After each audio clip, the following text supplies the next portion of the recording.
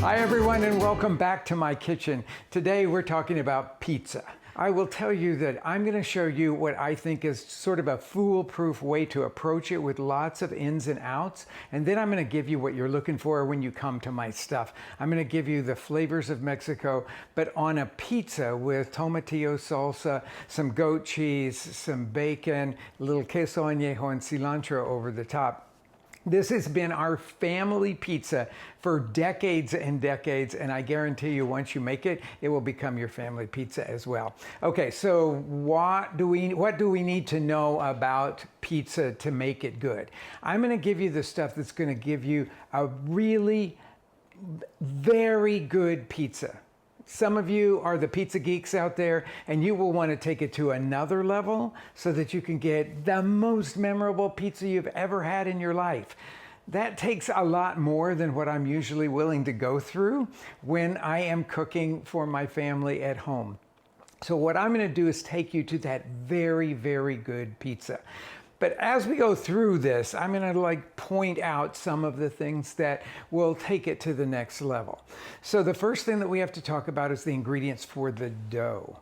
And I'm starting here with flour that I have measured out. And you can see that it is on a scale here, because measuring flour without a scale is always going to be a hit or miss kind of proposition, because the way you pack it into the volume measures, the cups, you can pack way more in or not very much in, meaning that you really literally have different quantities of flour.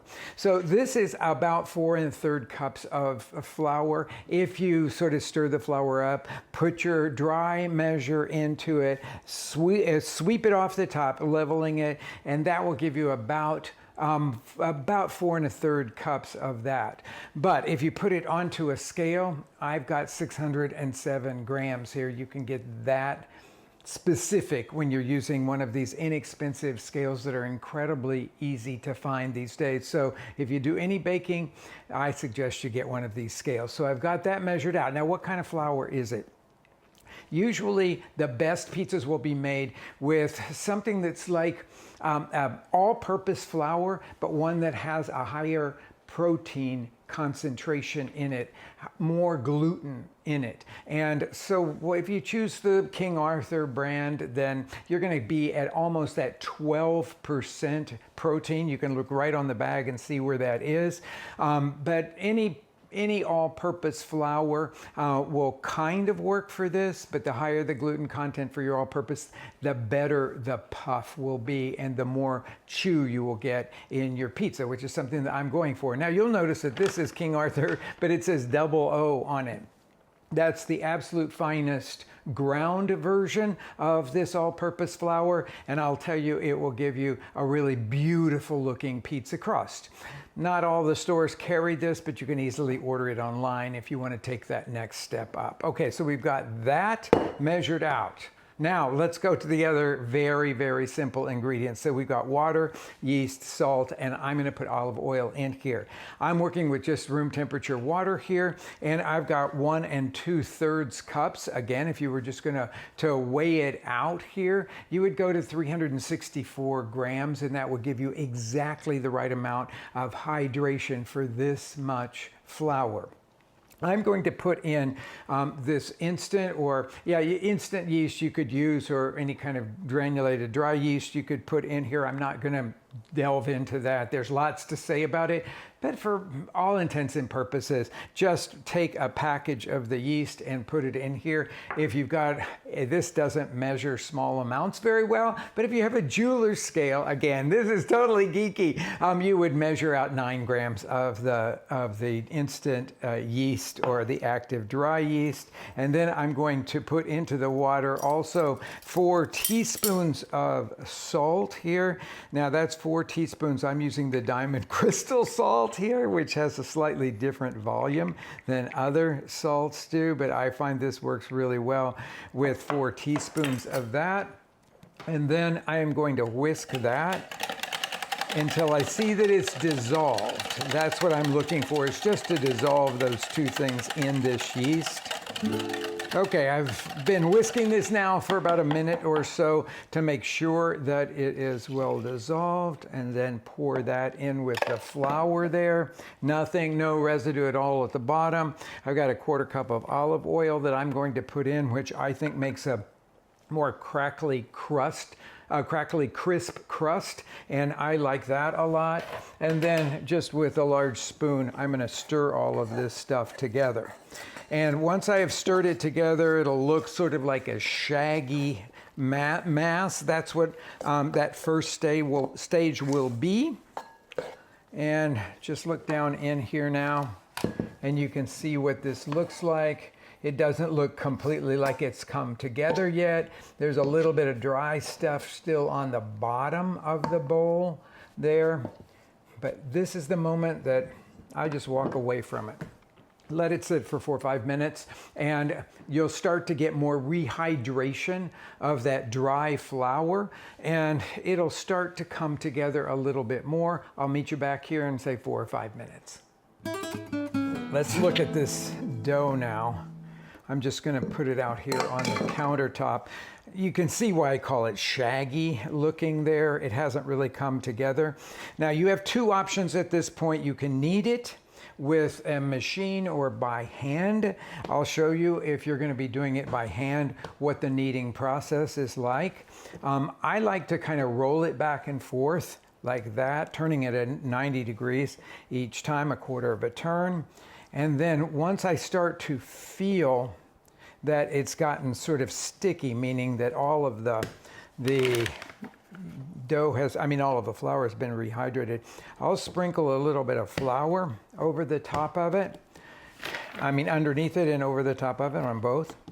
And then I'll start what I consider to be the real kneading of this. And this would go on for like 10 minutes or so. So it's fold the dough down on itself like that, and then press away as you go like that. Turn it a 1/4 turn, fold it back over itself, and then press away from you and out. Okay, so you're stretching the strands of gluten that are in this dough, and we want it to look very smooth, and we want it to look very, very silky. Okay, it doesn't look like that now. That would take about 10 minutes, or for those of you that have a stand mixer with a dough hook on it, you can just put this in here. I've got the dough hook already attached, and then I'm going to just turn it on about a medium to medium low speed, and we'll let the dough hook do this. Again, we're going to go probably 8 to 10 minutes on this until it looks very smooth and very elastic. Okay, I don't know if you can see exactly how different it looks, but it looks like one smooth, homogeneous hunk of dough right now. And you can also see that it's completely coming away from the sides of the bowl. And for about the first 5 minutes of the kneading by machine here, it was completely stuck to the edges. It was just moving around. That means that we have developed a lot of gluten here. This is about 9.5 minutes or so. So I'm going to turn this off and take the dough off of the dough hook like that. Now this is a pretty, what we would call hydrated dough, so it's going to be kind of sticky. But you can see if I just dump this out, I will need to put it on some flour here so that it doesn't stick, because it's a sticky dough. And also, when you're getting it out, if you just dip your hand into the flour container, it will come out much easier that way. And then just bring it out. You're not going to do this. You're going to leave it in the bowl. But if you have been kneading it by hand, and that's what I wanted to show you here, if you have been kneading it by hand, you want to knead it until it looks like this. Just see how much smoother it looks, and it's super elastic. It holds together really, really beautifully. Okay? Now to the rise. I always start this the day before I want to use it. At this point, I would cover it with plastic wrap and put it into the refrigerator and just let it rise overnight. And about 2 hours before baking the pizzas, you would take it out of the refrigerator and dump it out. I've got one that has risen like that, and I want to show you what that's like. This was covered with plastic wrap, which always tends to stick to it. So I kind of gather it up like that, and then we'll put that over here to the side. Again, with a floured hand, I'm going to take this out. I'm also at that same time deflating it. You can see how it has trapped all of the bubbles from the yeast in there. So I'm just very gently pulling it out and giving it a little bit of flour on the top. This is such a beautiful dough to work with. Okay, so the next step that we have to take is to divide it into dough balls. And I find the easiest one to work with is dividing it into 6 pieces here, so that this would make 6 sort of about 12-inch pizzas. This is one of the most useful pieces of equipment you can have in the kitchen, because you can scrape things out of the bowl with it, or you could use it just to cut things up here. I'm going to cut this in half and then cut each half into about thirds. This is another place here where you could easily use your scale. Let's see what that looks like. Okay, this is going to be much smaller than this one, so I'm going to take a little piece off of that first one there.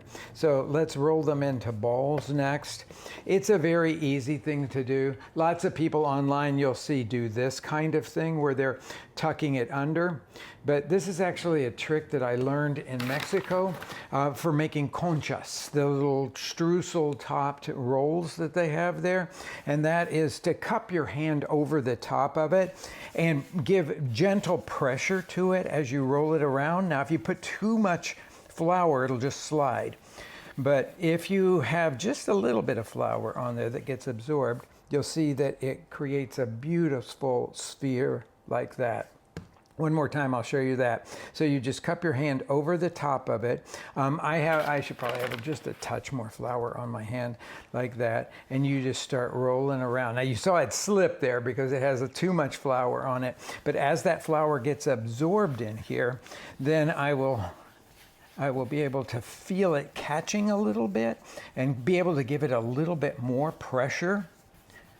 And this will produce a beautiful ball, but that needs a little bit more. I could see that it wasn't really very together on one side, so that's that. Okay, after you have done all of the dough balls, then we're going to let these rise for a couple of hours as we get all of the ingredients together for the toppings.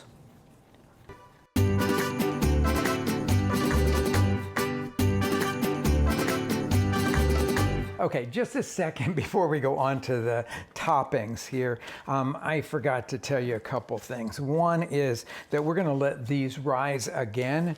So I'm putting them on some parchment paper here, or you could just lightly flour your baking sheet and put them on that, lightly flour them on the top too, because I would cover these with plastic wrap and then set them aside at a regular room temperature for them to warm up to room temperature and then have the opportunity to rise a second time. So I'm going to set these guys over here, but I wanted to talk about why I start the dough the night before, because that's really a big deal that you've done that. So for me, starting it the night before develops so much more flavor. There are people that will start their dough 3 or 4 days in advance so that it actually takes on a kind of sour quality, that sourness of sourdough bread. And so a lot of people like that.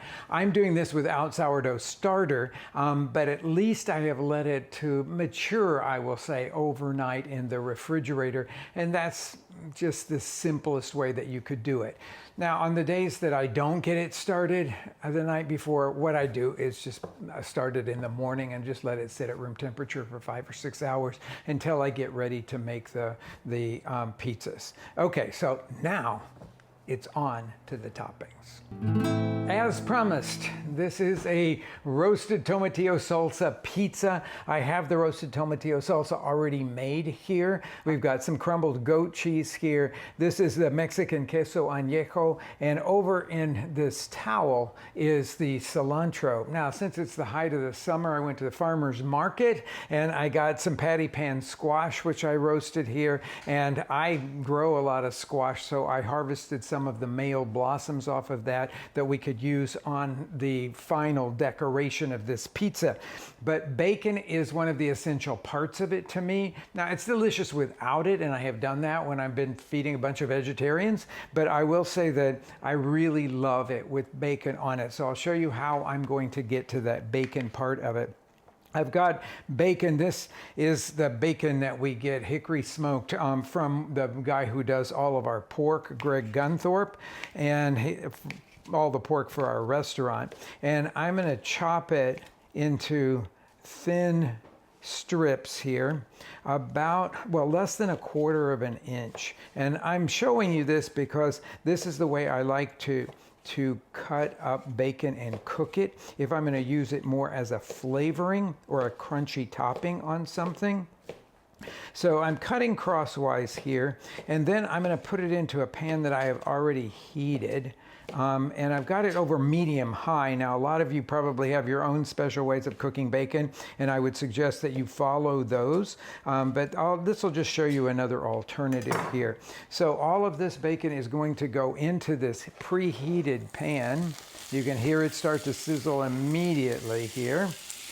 And spread it out so that it's in an even layer. And then I'm going to, with a spatula here, just start to move it around. Now, this is the way that I cook bacon, over medium-high heat, not low heat, as most recipes will tell you, when I want beautiful, crunchy little pieces. This will take several minutes to cook, but you can't walk away from it because we're working over a much higher heat, which will give us beautiful browned quality and really delicious flavor, but you have to kind of keep it moving. After about a minute, it will have rendered a lot of fat, and then I really start stirring it as it finishes cooking and crisps and browns. Okay, this is done to the stage I want it to be. You can see that it has really changed colors a lot. It looks beautifully browned. And I'm collecting it all up here, and with a slotted spoon, I'm going to drain it on paper towels.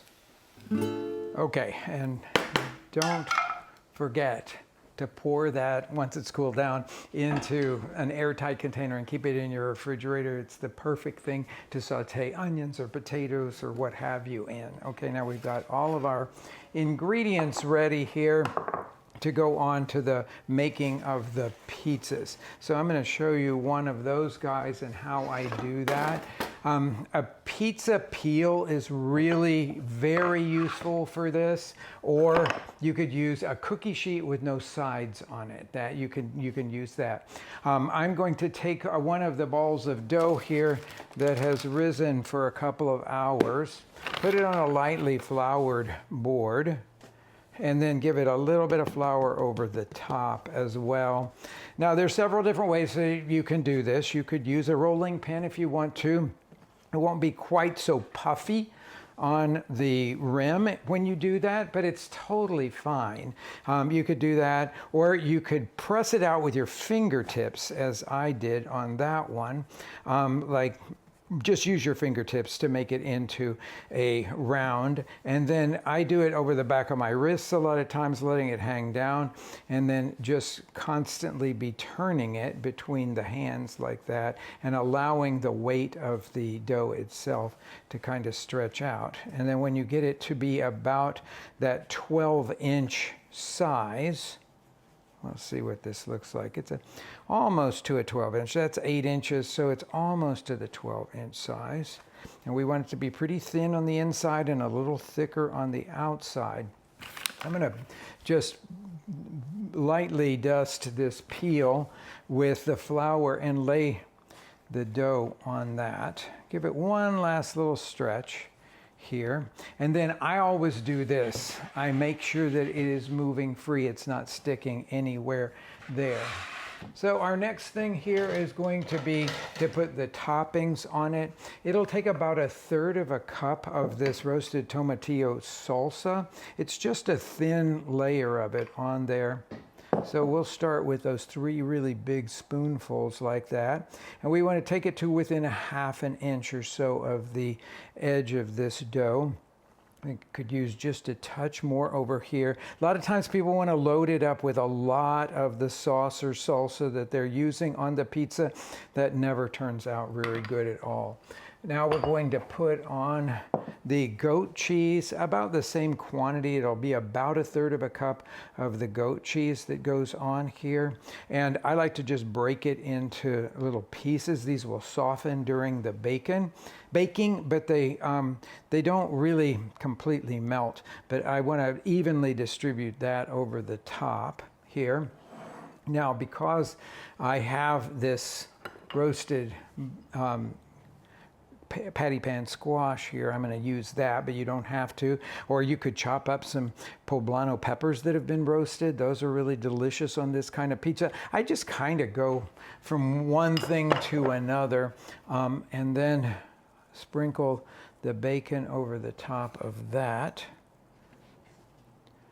And it's looking really good already. Make sure that it will move on the peel, and now we're ready to go to the baking. Now, what most of you are going to have access to, pretty easy access to, is a baking stone. I put one in the oven on the lowest rack, and then I set the oven to 500 degrees, and I let that warm up for 45 minutes to an hour. Now, I want to make sure that the pizza is sliding free on the peel, and I'm going to actually get it off by doing this thing, letting it go off a little bit, and then right at the very end, pulling the peel out. I'm going to close up the oven, and this will take 4 or 5 minutes to cook. And then I've got another surprise for you, another way to bake the pizza. Sliding the peel right underneath it, the beautiful pizza here. I'm going to put it right out on that one. Now, the toppings for it, after it comes out of the oven, are the añejo cheese. And then I've got these squash blossoms here. For those, you just pull the little sepals off the outside, release this center part there, and then just tear it open. Got that little pistil there. And then just tear this into ribbons and lay them on the top. They don't have a ton of flavor, but they sure are beautiful. And if you find them at your farmer's market, definitely give that a try. Last little thing here is a handful of cilantro leaves to just fall over the top of it. And there is version 1. Okay, this is what I brought you out here to show you. This is one of those great new pizza ovens, and I know a lot of you have them. This is the Uni, and you know what I really love about it is that it can heat up to really high temperatures in about 20 minutes. You can see that this one's at 760 degrees, way hotter than I can ever get my oven inside. And the other thing that's great about it is it's got this flame that just shoots right across the top, meaning that you can brown the top of the pizza way better than you can in the oven. So again, I will make sure that this has got some sliding around properties and do the exact same thing that I did inside, which is to let it go off a little bit and then just pull it out. And then we're going to close the door here, and where the other one takes like around 8 minutes or so to bake, this one will be done in 2.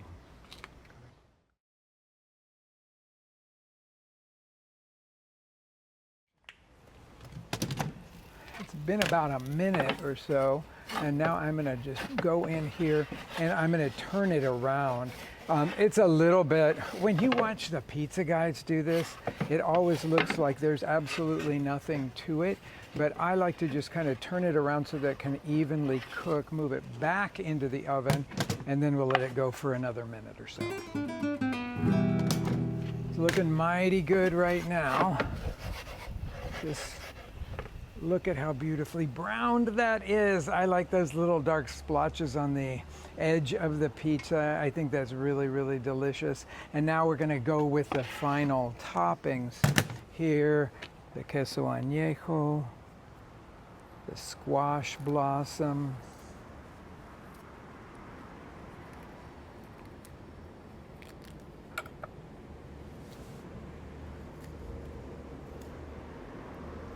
and the cilantro leaves.